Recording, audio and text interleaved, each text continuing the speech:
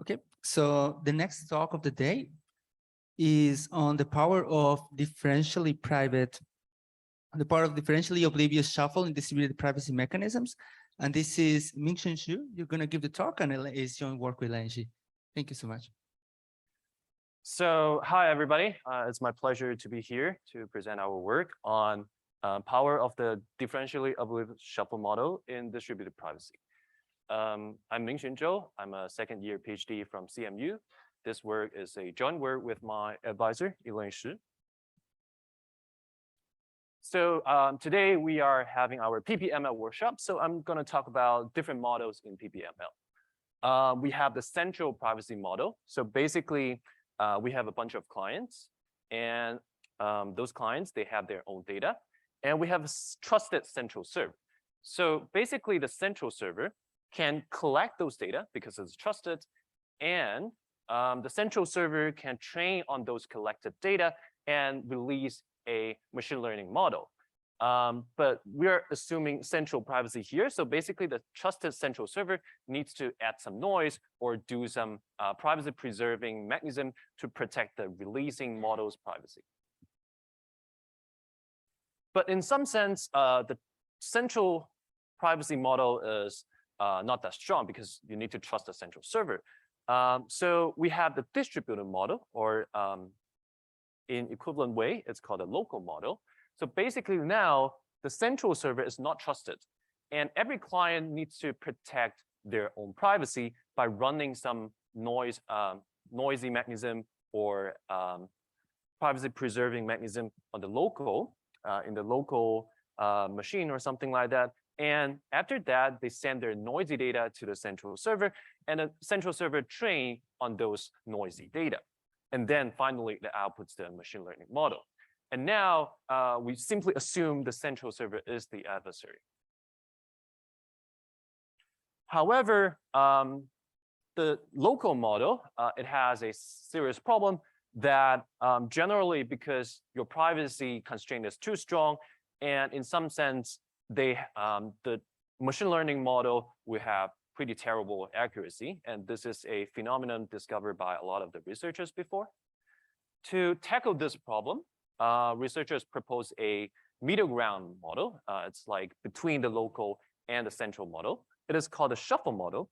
So basically, we still have all those clients, but now before they are sending their data to the central server, we have a shuffler. And here we assume the shuffler is perfect. Basically, we can assume that it's a ideal functionality that shuffles all those clients' data and send the shuffle set to the server. So basically, the server sees the same set of data, but now all the data is anonymized. Interestingly, previous paper already shown that shuffle model often achieves fundamentally better privacy utility trade-off than local model. So this is the reason why we want to study this shuffle model. Implementing shuffler, or sometimes we call it anonymous communication, turns out to be a classical and long-standing problem in crypto and security community. We have different solutions like MixNet, DCNet, Tor network, or multi-server solutions. But the problem is implementing a fully secure shuffler generally require high overhead in the P2P or the single server setting. Generally, the total number of messages will be n squared. So the per message overhead will be linear to n, which is pretty big. We can also use multi-server systems. Those systems turns out to have better performance, but we do need more trust assumption that those servers don't collude with each other. So is there a way to have a better result? And the solution proposed by some other researchers is the relaxation of the security. So basically now we call the shuffler a differentially oblivious shuffler. So the functionality of DO shuffler is the same, that it outputs a total random permutation of all those data, but the privacy guarantee of this DO shuffler will be differentially private. So basically we can assume that this protocol is a distributed protocol, and the adversary is allowed to corrupt some of the clients, or it can also corrupt the server. And the view of this adversary is differentially private. This is the definition of DO shuffler. For those who are familiar with differentially privacy, a very natural question to ask is, what is the neighboring input? And the definition of the neighboring definition here will be like this. So we have a bunch of clients, and only one pair of the clients somehow swap their input. And we require that. So you can see only one pair of clients swap their messages. We require that given these two cases, the view of the adversary should be epsilon delta close.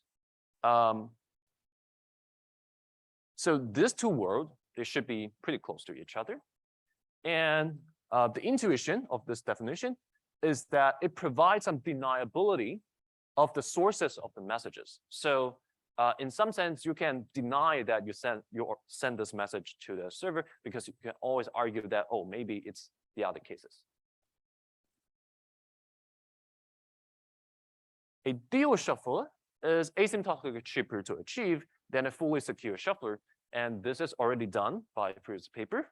There are actually two of them. The first one is using onion routing to achieve this. The second one is using a non-interactive matrix shuffling technique. But the common things is they both achieve quasi-linear total number of messages. So basically, the per message overhead will be polylog in terms of the client numbers. So it's a huge improvement. And in our paper, we asked this problem: can we match shuffle model results with a DO shuffler? So remember that DO shuffler only provides a much weaker privacy guarantee than a fully secure shuffler. And our answer is yes, we can recover a lot of the results in our DO shuffle model. Here are our main results. So we have the first one is the optimal privacy amplification in single message DO shuffle model. So single message simply means every client sends only one message. And I'm going to talk about what is optimal privacy amplification later. So don't worry about that. Secondly, we also explore the multi-message DO shuffle model. So basically, every client can send multiple messages to the shuffler. And we have two protocols for histogram problem and for the real summation problem. And we are able to break the lower bound for the single message model using multi-message. All right, now let's talk about privacy amplification. This part will be a little bit technical, and because due to the time limitation, I don't have all the time to talk about the details. So if you don't mind, you can come to me later and we can discuss this part. So the optimal privacy amplification by shuffling state the following theorem. So basically, remember that in the local model, every client needs to run their noise mechanism locally. This theorem says, given any of the epsilon 0 LDP randomizer they're going to run locally, we simply don't change them and plug them in to the shuffle model. And here we assume the shuffler is a perfect shuffler, that it doesn't leak any information to the adversary.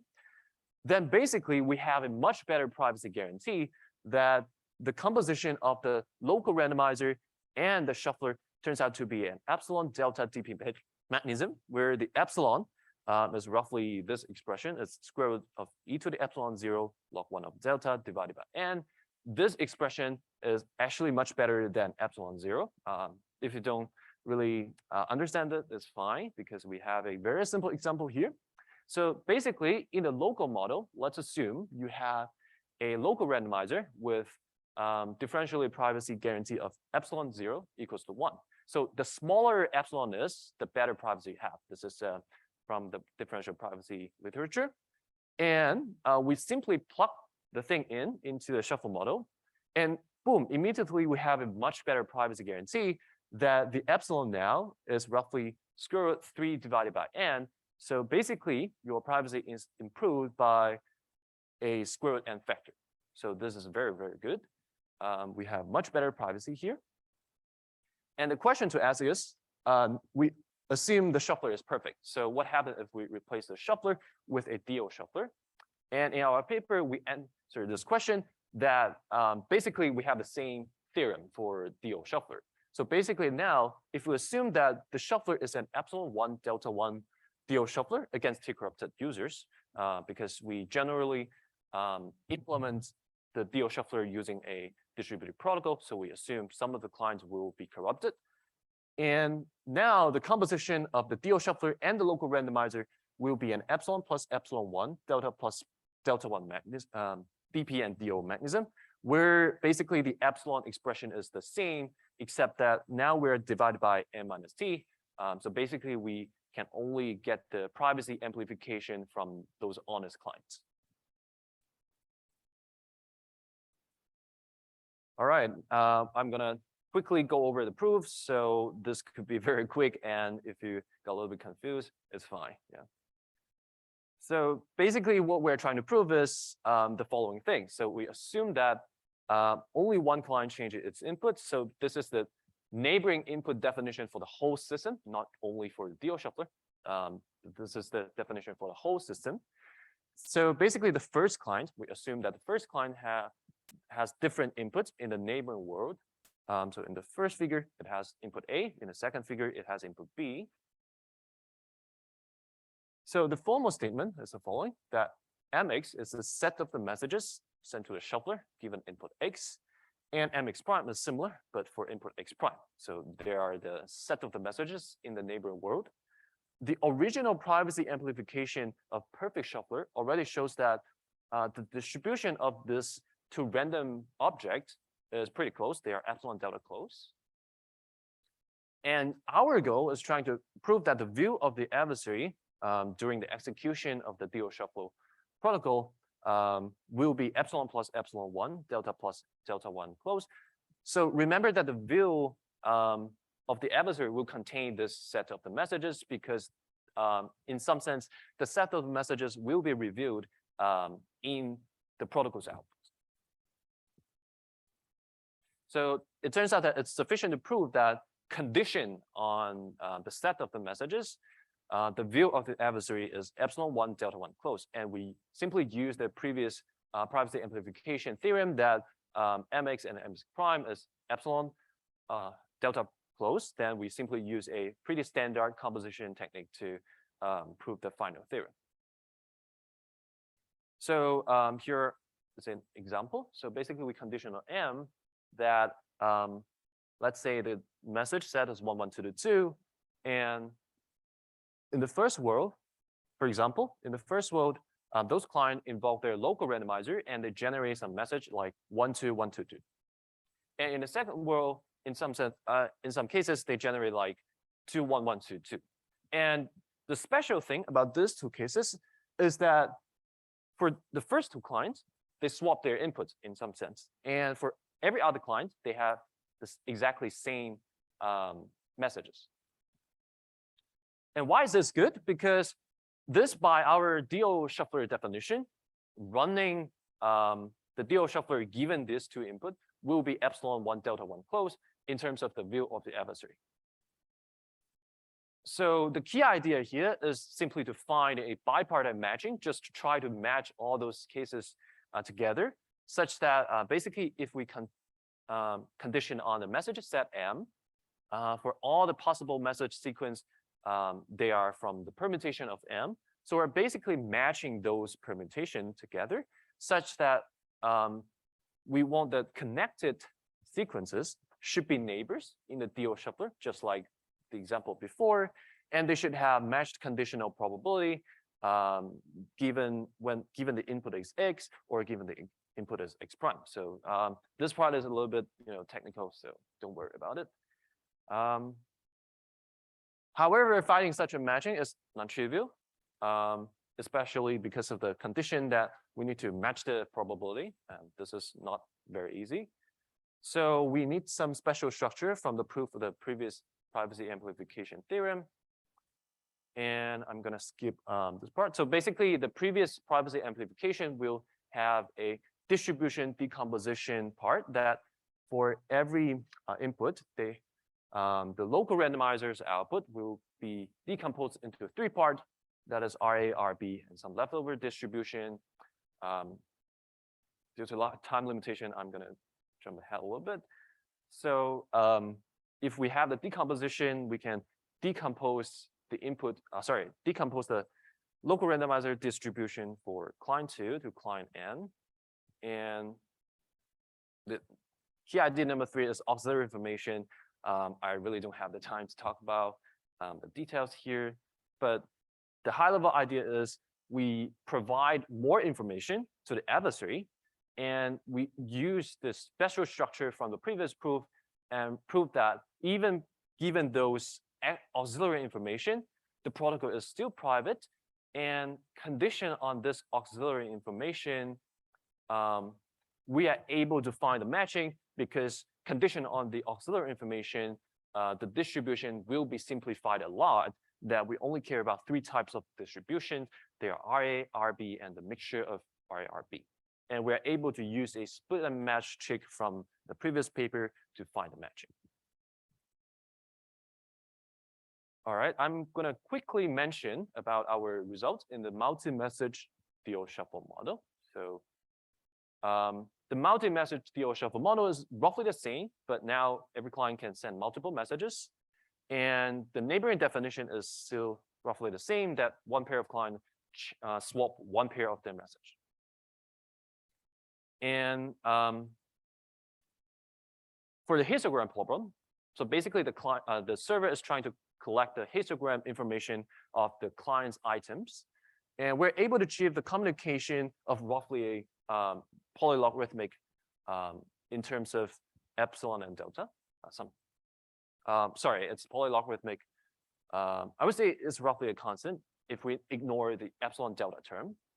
And the error will also be roughly a constant if we ignore the epsilon delta term. So we break the lower bound for the single message model. So because now we can use multiple message to do more things. And the single message model lower bound will be n to the 1/4. And we're able to break this lower bound in DO shuffle model. So we're based on a old protocol, and we proved the old protocol is still private under DO model. Roughly the same that we also have a real value summation protocol under DO model, under a DO shuffle model. And the communication will be log n. The error will be log n squared. Again, this breaks the single message lower bound, but this is not tightly matched the best shuffle DP mechanism. We're still trying to do that. And here's the summary. So basically, DO shufflers are cheaper than fully secure shuffler. And in our work, we show that many shuffle model results still hold in the DO shuffle model. Future work, we are actually working on a more general differentially oblivious framework for DO algorithm. And this is an ongoing work. We want to study the separation between DO shuffle model and the shuffle model. We want to study the practical implementation of DO shuffle. So thank you, everybody. This is my talk. So I don't think, unfortunately, we don't have time for questions. So we invite the audience to take the questions offline. Thank you so much.